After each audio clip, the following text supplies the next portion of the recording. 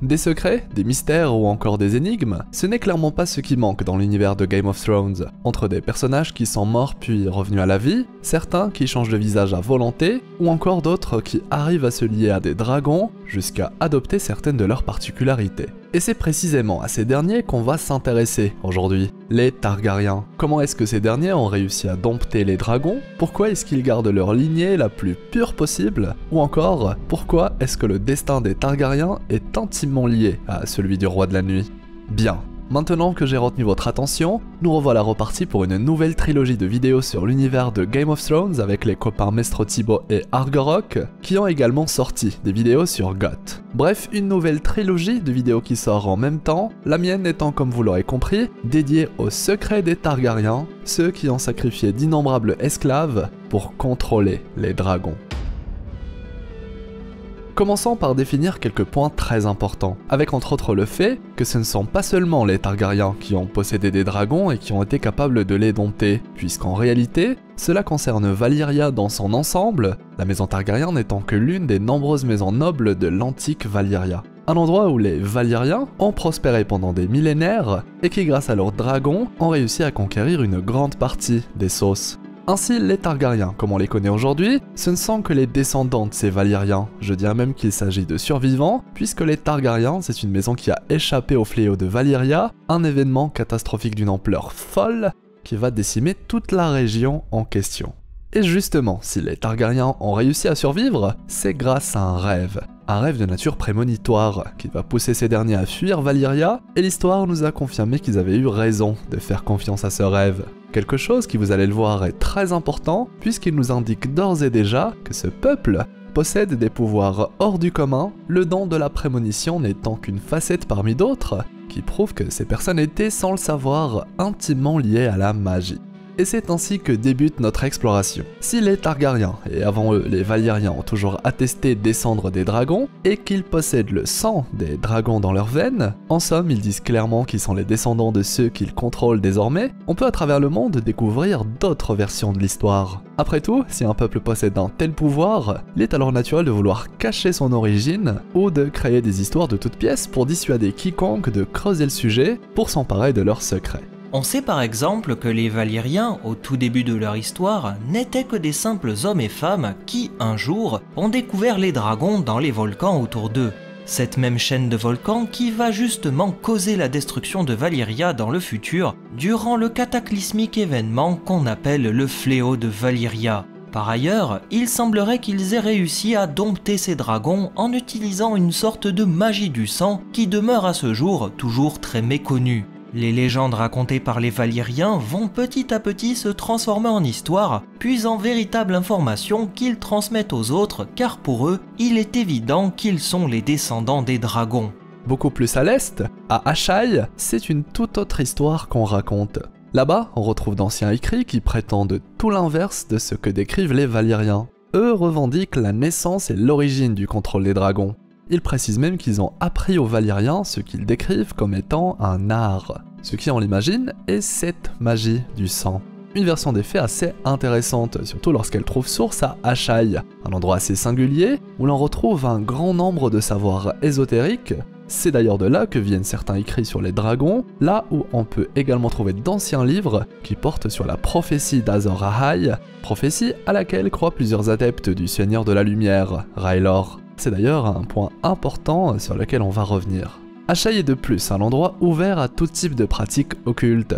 On y retrouve toutes sortes de pratiquants de ce qu'ils appellent les mystères supérieurs, entre magie des ombres, pyromancie ou encore la fameuse magie du sang, et là ça devient très intéressant. Car en plus de connaître un personnage qui vient d'Asshai et qui a déjà utilisé la magie du sang dans la série Game of Thrones, la fameuse prêtresse rouge Mélisandre, on possède plusieurs éléments qui peuvent appuyer la version d'Asshai. Ce serait alors eux qui ont appris aux Valyriens la magie du sang pour contrôler les dragons. Du moins la piste semble très crédible. À force de pratiquer la magie du sang sur les dragons pour les dompter, cela sous-entend que beaucoup d'esclaves ont dû être sacrifiés dans le processus. Ainsi, on peut imaginer que les Valyriens ont réussi à se lier aux dragons par leurs propres moyens, tout en développant des facultés à travers le sang des dragons. Ces spécificités se transmettront de génération en génération, comme avec certains signes distinctifs que sont la couleur des yeux ou celle de leurs cheveux argentés. Preuve que l'héritage des Valyriens possède un gène singulier.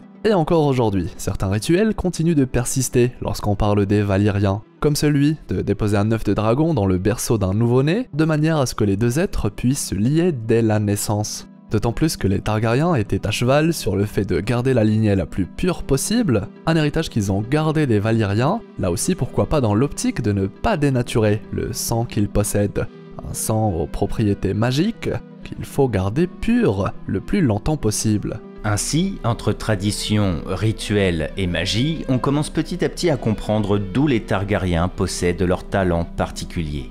Et surtout, comment est-ce qu'ils ont réussi à dompter les dragons? L'exemple de Daenerys est d'ailleurs extrêmement parlant. On parle d'une Targaryen qui a été capable de ressusciter des dragons, des œufs de dragon pétrifiés. Même que plusieurs années plus tard, Daenerys n'avait plus besoin de parler à son dragon. Les deux ne faisaient plus qu'un. La preuve que les deux êtres sont liés entièrement. A noter que, petite parenthèse, les œufs de dragon de Daenerys en saison 1, Illyrio dit qu'ils proviennent des contrées de l'ombre au-delà d'Asshai.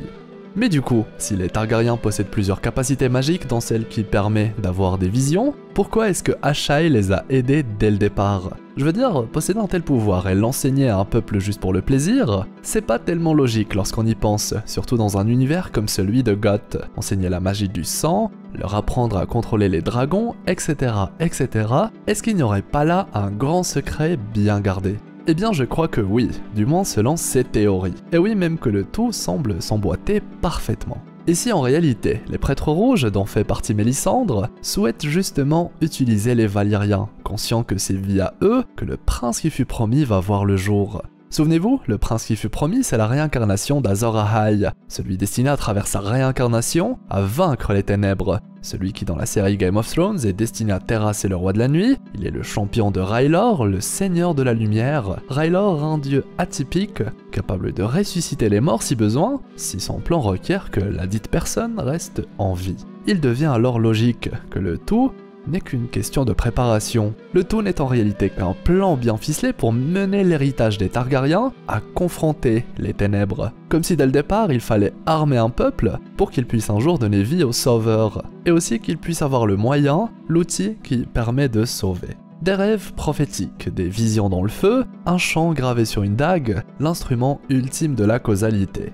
Rien que la dague des Targaryens en elle-même nous confirme que l'héritage valyrien et la magie des sorcières rouges est intimement lié. Si d'un côté, nous avons le manche de la dague, créé à partir d'un os de dragon, et une lame d'acier valyrien dont les caractéristiques sont désormais connues de tous, voilà qu'on y trouve également une gemme rouge, si ressemblante à ce que possèdent les sorcières rouges aperçues dans la série.